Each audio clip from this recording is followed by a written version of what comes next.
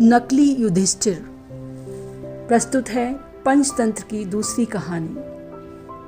किसी नगर में एक कुम्हार रहता था, पॉटर, जो पॉट बनाता है, मिट्टी के बर्तन बनाता है। एक बार वह नशे की हालत में दौड़ते समय लड़खड़ाकर गिर पड़ा। उसके सिर पर घड़े के टूटे हुए टुकड़े से घाव हो गया, वुंड, यानी वह घायल हो गया। उसकी लापरवाही से वो जो घाव था वो बढ़ता चला गया और महीनों बाद मुश्किल से ठीक हुआ। तभी वहां अकाल पड़ गया। अकाल का अर्थ होता है सूखा। जब बारिश नहीं होती तो सब कुछ सूख जाता है, फसलें सूख जाती हैं, कुछ भी अन्न या अनाज उपजता नहीं है। ऐसी स्थिति को कहते हैं अकाल। तो उस स्थान पर, उसके गांव में अकाल पड़ गया। इसलिए कुम्हार अपना नगर छोड़कर दूसरे देश चला गया।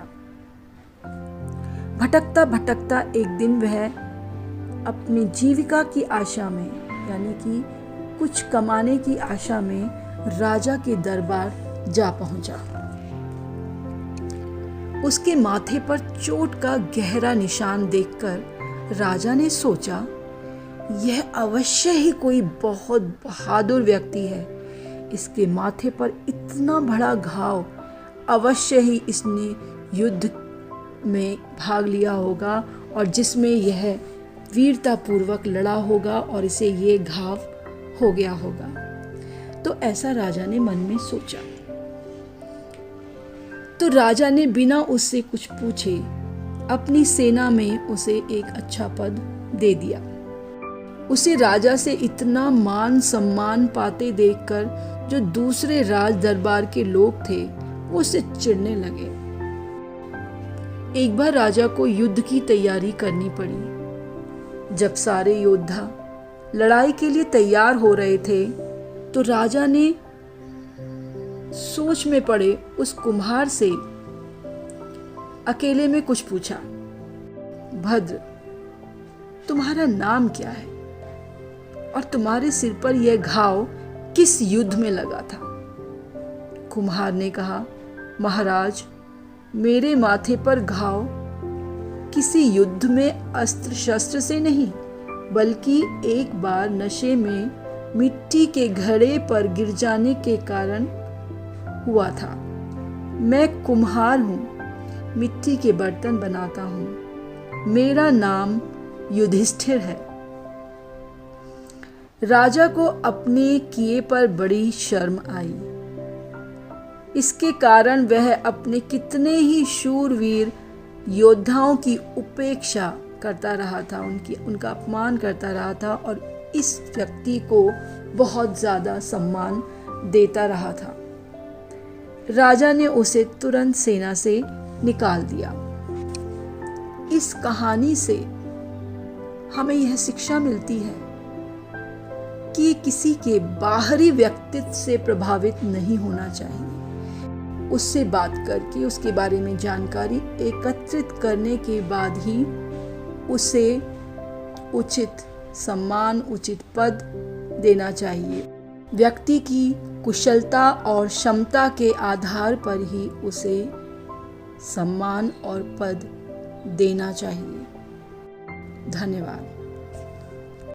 चलिए अब आपकी श्रवण क्षमता का आकलन करते हैं, अर्थात कहानी को सुनकर समझने की शक्ति का आकलन करते हैं।